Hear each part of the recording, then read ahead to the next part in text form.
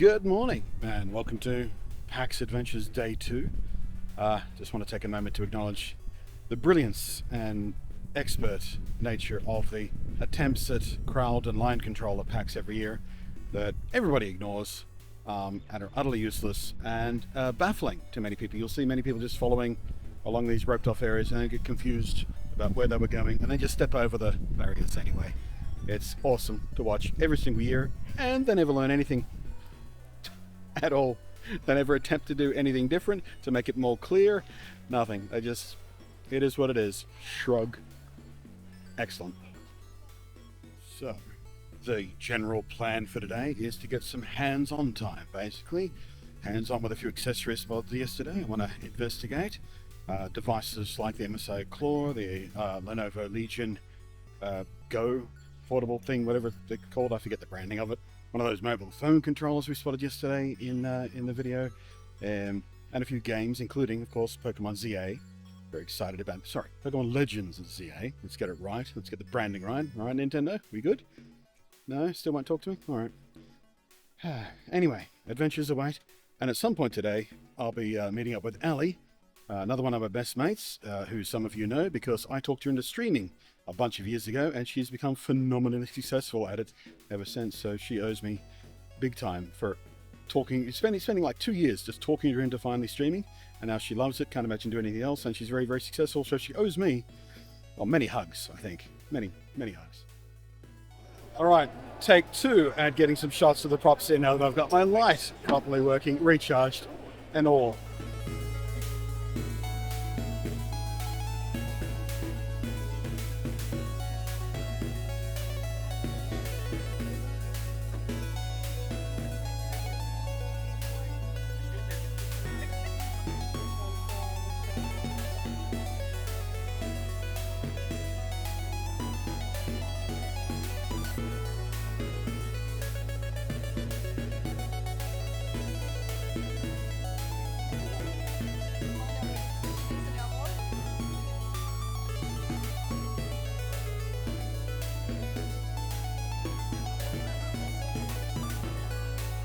In a damn kids today don't know technology moment, I just saw someone try and take the goat test back there on that very retro terminal inspired by Fallout by touching the screen.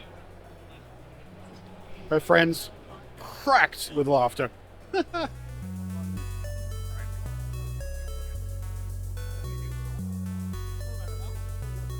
I don't need it. I don't need it. I don't need it. I might need it. I love these little Pokemon terms, but I've talked myself out of buying them so many times. Even the small ones are like $30, going up to $60. I mean, yes, it's very cool and cute and stuff, but they're literally just bits of plastic stuck in another bit of plastic. They're way overpriced, but so cute. So, one of these days, I'm going to have to give one of these boards a go and find out if they really are just better than a traditional arcade stick and buttons. They seem really popular with the, self-proclaimed professional fighter fans, but I don't know, man. It just seems like a weird kind of sacrilege to me. Give me a stick with a ball on top.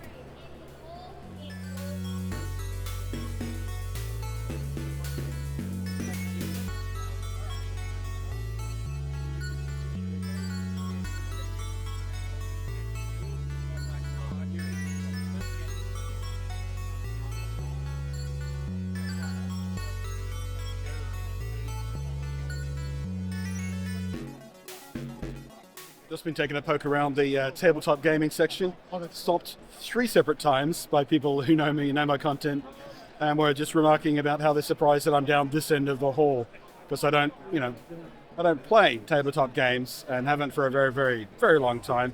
But I do have friends who play, and also like to cover and get shots in the video because there's so much craft and passion that goes into building these sets and play tables and things like that. I always like to cover them, always like to get coverage of them. Just because I don't engage doesn't mean I can't respect them. I also don't play Magic the Gathering, but I do have friends who play, and they never mentioned to me that there was some sort of Spider-Man crossover going on. How does that even work? Yeah, you're right. I'll tell you another thing that is fairly unique about this convention in particular is that people are very self-conscious about crossing in front of your camera. Pretty much any other public event or space that I film in, people will just walk in front of the camera without a second thought. At events like this, people are so conscious and aware of, content. They will actively avoid walking in front of the camera. They will wait for you to finish shooting before they cross, and then apologize for nearly stepping into your shot. And you're right. It's a fun difference in culture when it comes to filming content at an event. Still on the lookout for my traditional dice purchase per packs, and I found this thing.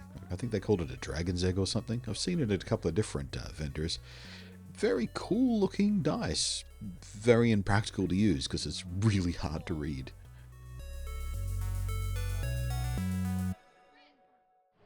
I think Crunchyroll thought this was going to be a lot more popular than it is. This is so much wasted space over here for... There's nobody here, and there's never been anybody. I've seen 2 people take a photo here. It's just... That's so expensive, that space, that floor space, that area, for nothing. Is Crunchyroll in people's shit books right now? Did they do a thing again? I haven't been paying attention. I'll tell you which PC booth really caught my attention this year as well. It's Thermaltake back here. I've always liked Thermaltake stuff. I've used their stuff in several builds, and it's never let me down yet. But yeah, the range of stuff they got on show here right now, lovely cases in very interesting colors. But they've also got some new coolers, and they've all got sort of bent screens, not folding screens or anything, just bent. There's a completely cube-shaped one back there. It's got screens on all sides but the back. There are other ones that sort of wrap around the cooler. I'm not sure how practical they are, because in most cases where you've got the thing sitting on your desk, you're not really going to see most of the screen or the side of the screen. And in the cubes type ones, you won't see most of them. But as a showpiece, if you're building something special, very interesting. They've also got one of those how many jelly beans in a jar type things back here. I've just been watching this dude do the old do the multiplication trick, trying to figure out mathematically how many are in there with the keycaps. I'm not sure how well it's going to work, considering the keycaps are all of different sizes and shapes, and they're very weird shape to stack. I don't know whether it'll work as well as it does with jelly beans, but good luck to him. See, it's the enter caps that'll throw you off, and the space bars. We'll never quite get it right. Also, the little ancillary screens on the cases, like this will go down here. Well, like that. Be quiet over there, I'm trying to record. Shush! Anyway, I think my favorite cases on the Thermaltake booth are these little guys right here, little mini ITX ones. Come in several different varieties of front cover and side cover, and this one's got one of those little screens. I think I might definitely look into one of these next time I do a little mini build, because I love the range of sort of, not quite pastel, but colors they came in. And I can't decide whether I like this option or not, but I think I do. Anyway, these are the T100 case, apparently. Don't know how new they've been about. I've been out of the loop for a while on this stuff, but I like them. Although, now that I take another look at this, you do actually see most of that screen from the typical viewing position. You've got this on your desk, and sort of sitting there, beside you. You will see most of it. I'm actually coming around on that. I like that more than I did yesterday when I got some more shots of it. I've also never been the biggest fan of teal as a color scheme, especially for PC builds, but I really like this. Of course, it's Miku colors. It's got another one of those swirly screens, right? Tell you what caught my eye the most at the Thermaltake booth, though, it's this one right here. I've always been a fan of black and yellow as a color combination. Most of my PC builds, though, have been something more like this with the purple, because I'm big on purple too. But this is really striking. I really like that. The build inside it isn't particularly great. There's a bit of wasted space up here where they could have put an optional screen like that in the purple case. But yeah, as far as color combinations go, I think my next build might have to be Bumblebee. Alright, there's some more of that teal, but right next to that, as you can see, we've got a sort of a matte purple, and that one absolutely caught my eye. Always been a big fan of the purple, and this matte purple finish, really nice. It's also got a little optional screen on the bottom there. Never been sure if I like the idea of a vertical video card, because it makes plugging and unplugging a bit of a pain in the ass, and I tend to do that fairly often, just in the process of being a content creator. I'm often having to swap around where my signals come and go from. But it looks good though. Yes. Around about noon sometime, Ellie finally showed up. She tends to start the day slow. But I did get at least one of the many hugs I'm owed. And she had a thing, a meet and greet thing at the Corsair booth, one of her sponsors. And it was basically my job as her mate was to make her feel as self-conscious as possible. Well, they gave her these little headshots to sign. They didn't tell her they were going to do that. That was another streamer's idea, apparently. He was like, "Hey, can I get some printouts of my portrait to sign and give to people?" And they were like, "Yeah."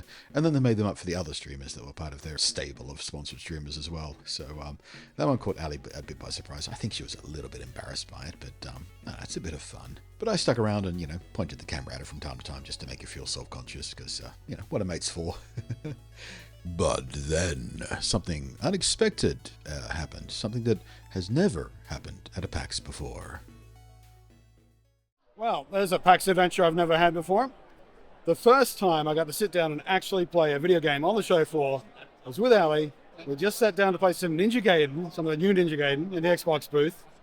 I had to get special wristbands and everything to prove we're over 18.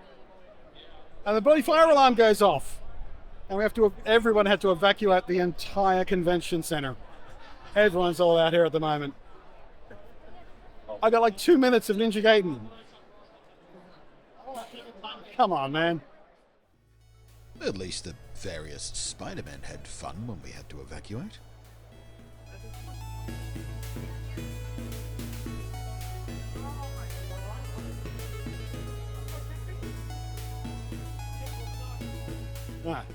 Apparently my last little piece of camera didn't actually record.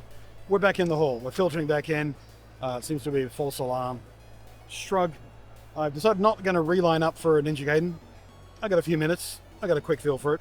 It feels incredibly slick and smooth and fluid and brutal and bloody. Everything a Ninja game should be. So that's fine. I think right now I'm just taking a seat here. I'm going to rig up a jury-rigged mechanism to try and chest mount the camera to get some POV hands-on stuff for those handhelds and whatnot. So hopefully that goes well. I've got an idea of lashing the Gorillapod to my chest using a lanyard strap around the back of my neck. Should work. What could possibly go wrong?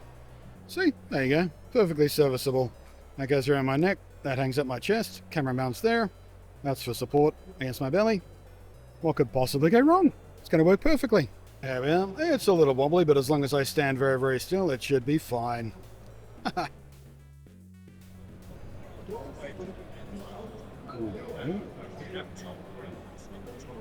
Somebody inverted these controls. So with my expertly crafted camera chest mount in tow, I went to go play with the handhelds at the show. Lenovo Legion first. I really quite like it. It's tough to talk about your general performance because, I didn't set it up. All the settings were preset. The only setting I changed was, someone inverted the camera, so I had to change that back, obviously, because what sort of sociopath plays with inverted controls on a first-person shooter? The device in hand felt, pretty comfortable. I think I like the ROG Ally more. I think the ROG Ally is a bit more ergonomic overall. But that's not to say I had any complaints at all about how the Legion felt in hand. It was perfectly fine. And it was indeed running Cyberpunk just fine as well, at about 43 to 47 FPS. Again, I don't know, I wasn't really paying attention to their settings or the resolution. It seemed a little bit soft on the presentation to me, but it is what it is. Cyberpunk is a tricky thing to run on the handheld, so I've tried many permutations on the original ROG Ally, and it can run there quite well, actually. Even better if you're on SteamOS, as I recently found out. But yeah, it was fine. Anyway, time to move on to the other handhelds. Well, that was the plan, at least. Things didn't exactly go to plan. Alrighty, so this is the Backbone Pro. Feels pretty good in the hands. It's a good size. These feel like just shy of full-size controls. The buttons are a little bit small, but they're about Nintendo Switch-size buttons, I guess. D-pad feels a little bit spongy, but it does fit nicely in the hand, which not all of these do. It does have the back buttons there. The only thing I would strike against this is it's very, very smooth. It doesn't feel grippy at all. I'm not sure whether that may be a problem during gameplay, but I do like a little more texture on the back to feel a more secure grip. But one of the big problems I have with a lot of these mobile phone controllers is this arrangement with the thumbstick directly below the buttons instead of offset a bit like you have on a regular controller. This is very, very slightly offset, which is about as far as you can go without making this thing too bulky, I guess. But yeah, I mean, moving between them doesn't feel too bad. But I really prefer that heavily offset like you get on Xbox and PlayStation for that matter. But yeah, not so bad. Spring feels fairly decent. The phone sits not terribly confidently in there. But eh.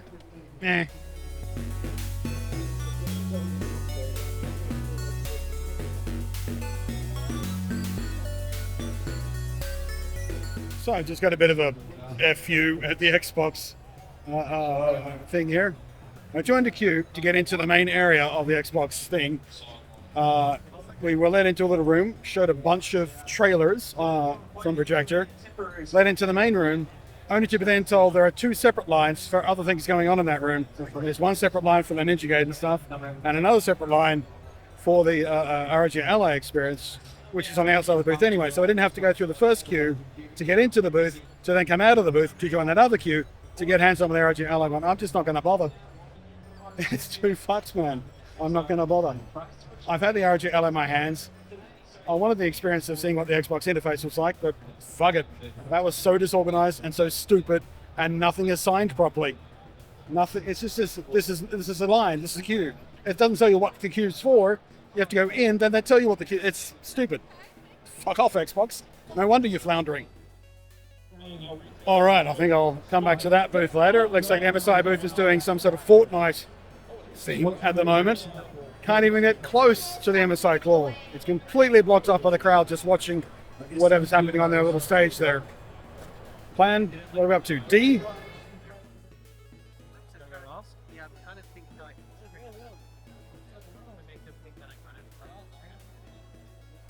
Just saw some blind bags back there of D&D dice kit, dice bag, and a coin, I think.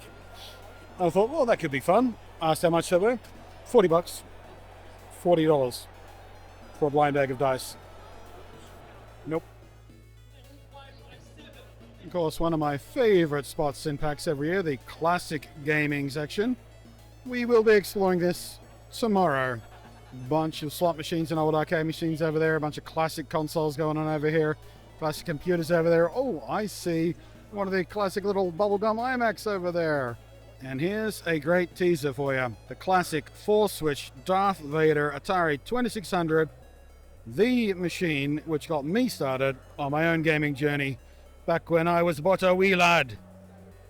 Although I never had Warlords, which is what this game is. Had a big old stack of games, never this one. I should probably play it tomorrow. And the line for Pokemon ZA is currently closed. So I guess we'll try that tomorrow as well. Starting to run out of luck today. It all started with that damn fire alarm. Alright then, that is day 2 on the show for closing down. There's still a few bits and bobs and panels and stuff going on. None of them are on my list to catch, so I'm going to mosey on back to the motel. Get some food along the way, I think. Starving. But yeah, went back to Ninja Gaiden after all, but went back with Ali and chose to observe this time. Because she is far better at those Souls-like games than I am anyway. And she got locked in. She was determined to beat that demo. And literally, with 30 seconds to go before they announced the show floor was shutting down, she got a flawless run. Well, I think there was one revive, actually. Yeah. Counts as flawless to me. Knowing Ellie as I did, I made sure to record several of the runs, and when I noticed her body language change a little bit when she locked in, I knew full well we were going to be there until she beat this demo, so I just settled in for that.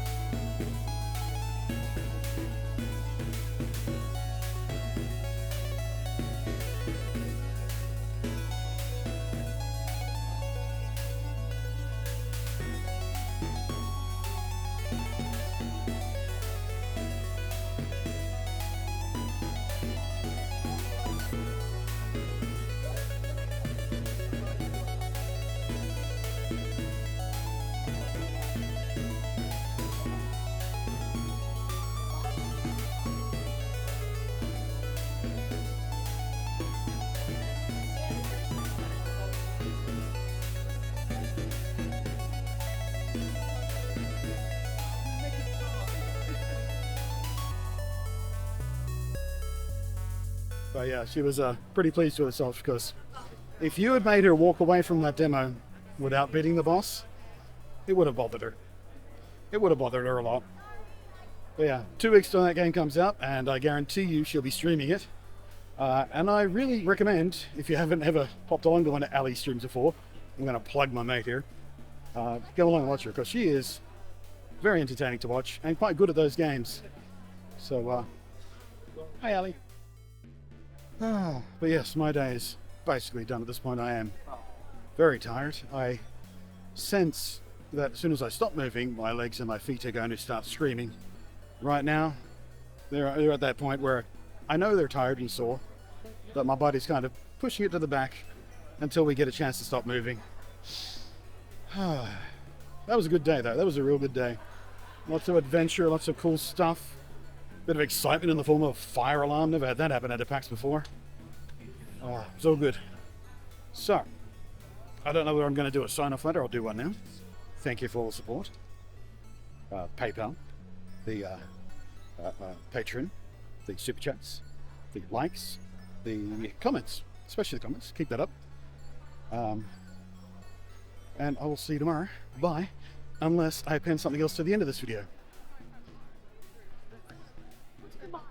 Did I do it yet? No? Okay.